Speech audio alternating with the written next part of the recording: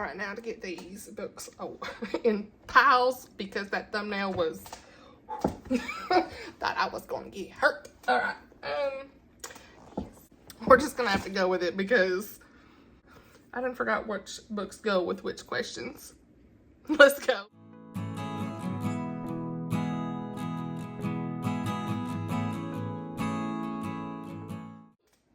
Okay. Hey y'all, it's Amanda. Welcome back to my channel. If you're new here, I make bookish videos, monthly wrap-ups, TBRs, all that good stuff. Amanda here. This is me telling you what the purpose of this video is because I accidentally deleted the clip where I said what this tag was. So, book 2 problems. As you can tell from the title of this video, this is the mid-year book freakout tag, and I can't believe, like, we're already in June, we're almost gonna be July, and before you know it, we're gonna be at Christmas. So, yeah, back to the video. All right, so we're just gonna go ahead and get into the questions. So I have read 46 books this year. I'm fired up. I thought about increasing my goal, but we're just gonna leave it. I originally said I wanted to read 40, and here we are. I'm at the goal, so we'll just keep on reading. All right, so I'm not gonna like tell you exactly every little thing about these because I'm very long-winded and I'm sorry, but I'm gonna just give some little tidbits. The first question is the best book you have read so far this year, and one of them is The Library in Boone's Hollow. I gave this 5 stars. It was amazing. I loved it. Great faith content, beautiful characters, truly connected, impactful story, set in the Great Depression, girls in college, ends up going to Boone's Hollow and becomes a librarian, delivering books by horseback, 4 perspectives, Addie, Emmett, Nanny, Faye, Bettina. The faith journey for some of the characters is great. The faith content is wonderful, and I loved it. So, yes, 5 stars. That might have been the fastest review ever. So, I don't know. But I'm going to have to pull up my reviews, and I'll be, like, staring at them a little bit.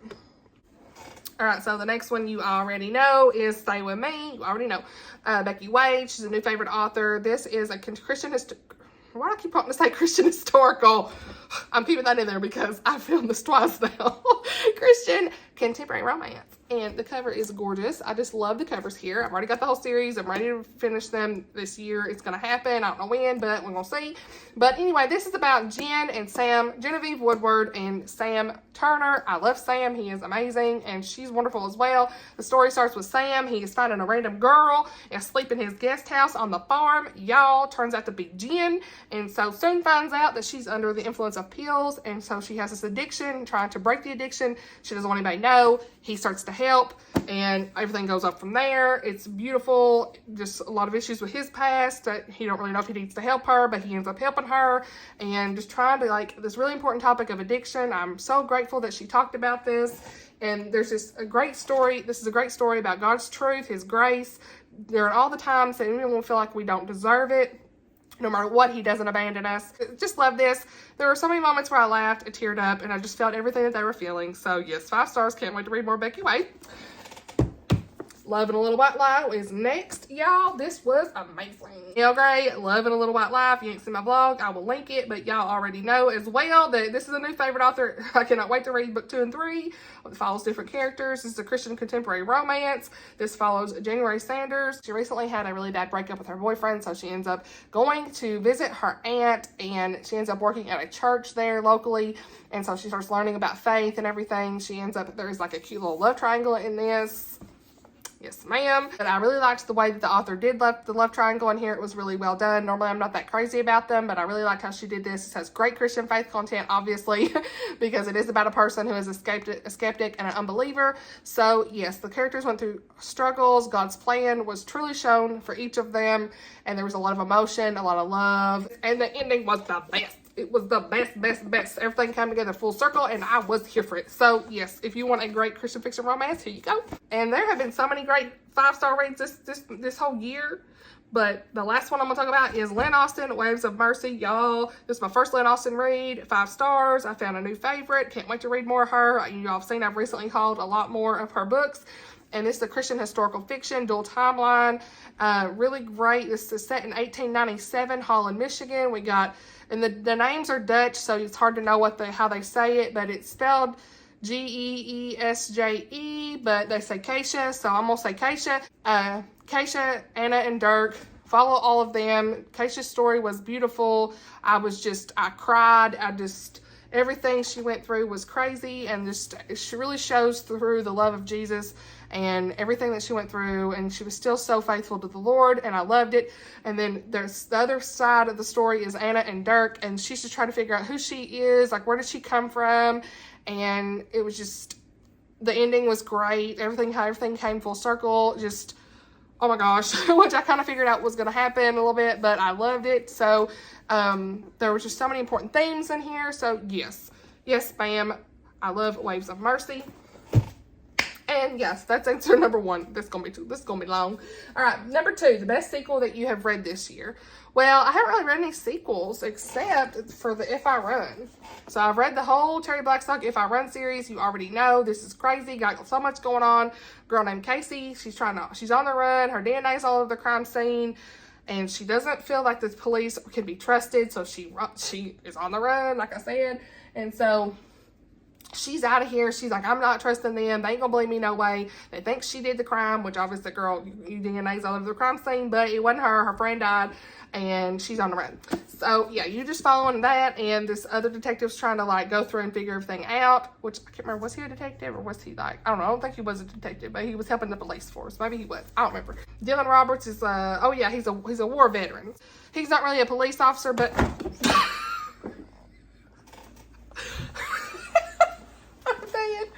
okay, let's get this up. I can't get it. Okay, that's the sign I need to stop talking about this. So yeah, anyway, this, like I said, he's trying to figure it out and everything, and he starts uncovering the truth, and yeah. So it was a wild ride, and I really think if you like a good mystery, you're gonna love If I Run, and it has some good faith content in it as well. Question number 3, a new release you haven't read yet from this year, but you want to. Oh, here they are. They on the bottom. I got three. What you know, I got 3.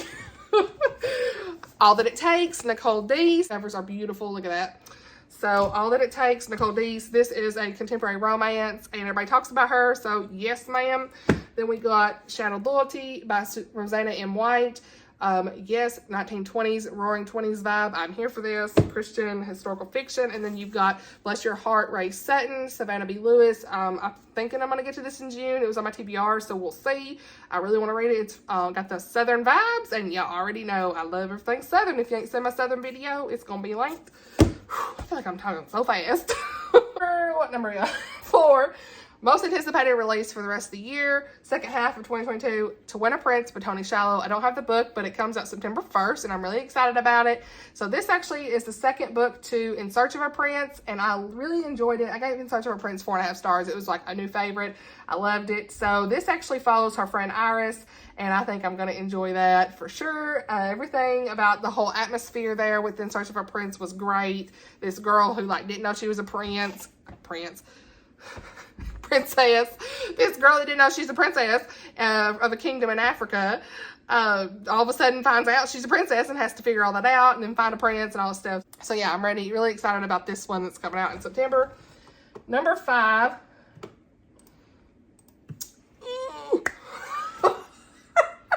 What was that? Biggest disappointment this year. Y'all, do you know? I have 2 that were disappointing, I have to say. 2. There's only 2. Meet Me in the Margins by Melissa Ferguson. I'm sorry. Well, I know people liked it, but I was disappointed. I was really fired up about it. I think if I knew it wasn't supposed to be Christian, and no, even then, I just didn't like the writing. Sorry. Anyway, Willa of the Wood by Robert Beatty. Y'all saw in one of my very first vlogs I ever did, I talked about this, and this was really disappointing. It had some like weird content in there, almost like I ended up DNFing it at 235 out of 376 pages. So I was 60% done, and I was like 1.5 stars. I live in Tennessee, and this is set in the Great Smoky Mountains, and I really was like, felt like I'd like it. At the time, I read his Seraphina series, and I really enjoyed that. And maybe looking back, if I reread it now that I'm a little bit more aware of content in books, it may not be appropriate either, but I just didn't think this was appropriate for kids. And it had multiple mentions of like the girl being hit by the leader of the friends, so there was physical abuse.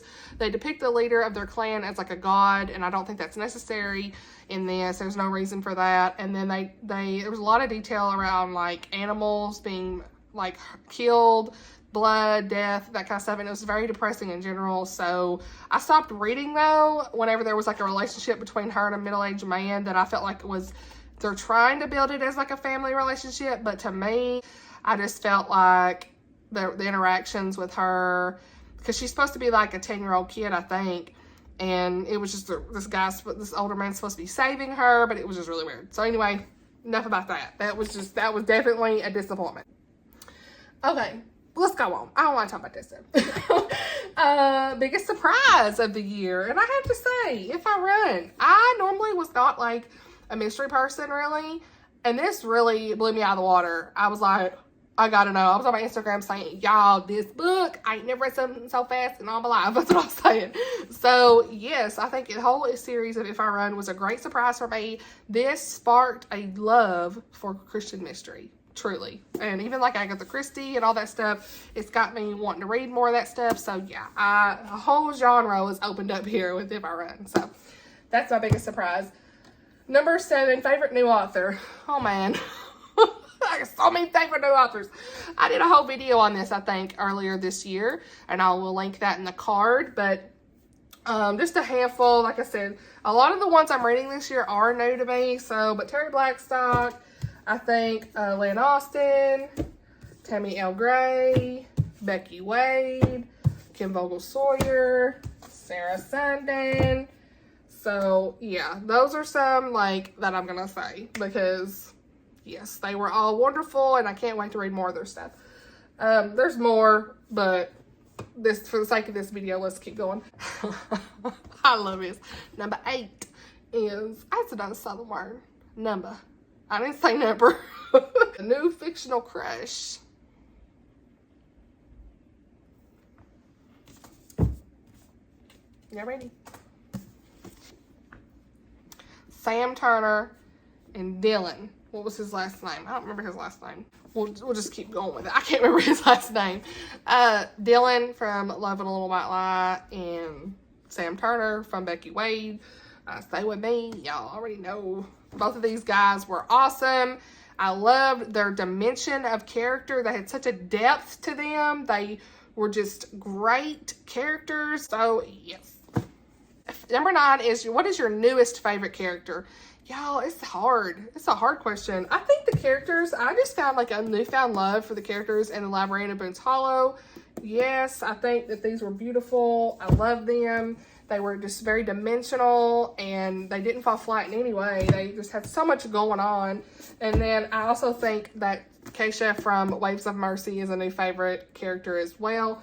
Beautiful. Oh, just beautiful character. I love her. She's wonderful. Number 10, what's a book that made you cry this year? Okay, so I don't have these two on hand because I read them from, actually I do have one of them. Hold on. Back in business. So, Unlocked by Karen Kingsbury. Y'all already know. You see my vlog. I cried and cried about this. Like, while I was reading it, there was so much that happened. I was like, sobbing. This features an autistic character. He's 18 years old. It has the perspective of the mother.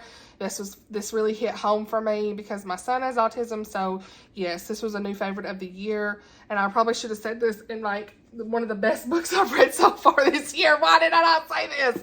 Y'all, this was one of the best books I read this year for me. Reasons. Anyway, whatever. Y'all know. This is also the best book, one of the best books I've read this year, because it really hit home to me for everything that we're going through with our own son. And I really felt like in the same perspective, I could really feel the perspective of the mother here. So yes, this was beautiful. And then, oh yeah, Waves of Mercy. I cried, y'all, so many times when I was reading this. There was so much happening, and it was so emotional. And then the last one was Rain Rain by Ann M. Martin. Y'all, it was beautiful.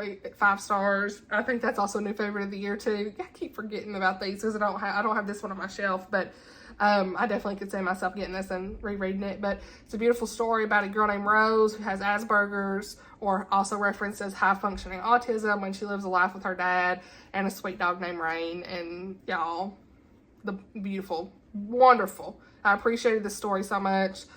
Rose's story is going to stick with me. So, very important topics and everything. Great story. Which, you know what? Rose in this story is also a new favorite character. What is this video? I'm sorry. She is a new favorite character. Yes, ma'am. Number 11, a book that made you happy this year. Well, this is one that's not a Christian, but it's going to be said. Gosh, this is just so heavy every time I pick this up. I feel like I can hurt somebody. I always say that.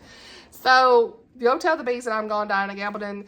I am very invested in Outlander. You already know. So, I was so happy to read this. I really could reread this one because there's just so much family aspect in here. I feel like they don't get as explicit in some of the stuff as they go on, but there's still some explicit content, but it is what it is. But, there was just a lot more of the family dynamic here. Everybody kind of get back together, and especially the beginning. Yes, I was happy when I read this. And of course, forgot. Hold on. Hold on. Hold on.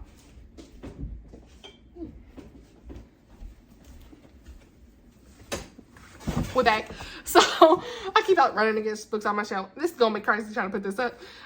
Fellowship of the Ring. I did get this new little edition. It matches my Hobbit. I'm trying to collect these editions. I can't find book 2 and 3. But anyway, these are like from the 90s, I think. But, I think so. Whatever. But the Fellowship of the Ring, y'all, my baby. Sam, Frodo, Merry, Pippin, and Gandalf and Aragorn. Oh my gosh, yes. My babies. I don't know. This made me so happy. I just finished reading it this month, and I'm like, oh, I reread it. But I listened to part of it on audio, and Andy Serkis did a fabulous job, y'all. And then I also read through it, like physical copy too, but it took me like about a week to get through because I was picking up like 2 or 3 chapters a day. But yes, ma'am. Fellowship made me so happy because it made me like rekindle my love for Lord of the Rings, Middle Earth. It's been a long time since I visited this world, and then I was able to like watch the movie again. Yes. All right, so number 12, most beautiful book that you have bought or received this year. Okay, so I think all the Becky Wade books are gorgeous, and I think this one is one of my favorites because she signed it. Oh, there goes my little thing. Oh. She signed it. That's another reason I think it's like one of my favorites. Y'all, if you see my vlog, this is like one of my most cherished books ever. She had a little note in there. So yes, this was definitely one of my favorites. But I do think Dust by Kara Swanson has a really beautiful cover as well. I don't know that I even bought it this year though. I read it this year, but I think I bought it last year. Whatever. It was beautiful. I also love and a Little White Lie. I definitely got this year. The gradient in here. I am a sucker for gradient colors, so beautiful. And all the covers here have like a gradient scheme, and I love that. Again, like I said, Stay With Me has like this vibe here with the font and like these little bubbles and stuff. Gradient there. Librarian of Boone's Hollow has like a gradient. So like I think anything that had a gradient in it, I was loving. I also loved Paris, Till Leaves Fall in Paris of Sarah Sundin. The cover was gorgeous. It made me want to go to Paris. I think Lynn Austin also has a beautiful one. I mean, they all do, but then even Julie Klassen, The Bridge to Belle Island. Yes, ma'am. And, yes. I think all of the Julie Klassen books have a great cover. Kathleen Cornwall. Yeah, that's it for, nope, that ain't it. Shadowed Loyalty, y'all. Look at that. Beautiful. So there's just so many great covers. Even like All That It Takes. Nicole Deese. I love this like geometric, just everything about this. And these feel nice. Like I know that Oshina got this recently in one of her videos, and she was talking about how like these books feel like great quality. They're just real matte and just feel like a nice quality book. And I think that's the same for this one. So yeah, they feel different than like these, you know, like they feel like just different material or something. Anyway, I can fangirl about the covers, okay? And then number 13, what do you need to read by the end of the year? Well, too many. I'll link my summer TBR if you've not seen it, but gosh, there's so many videos I gotta link if I can remember. But I will link my summer TBR. There's a lot of those I definitely need to get to this year, but I just picked a few out that I was like a must, right?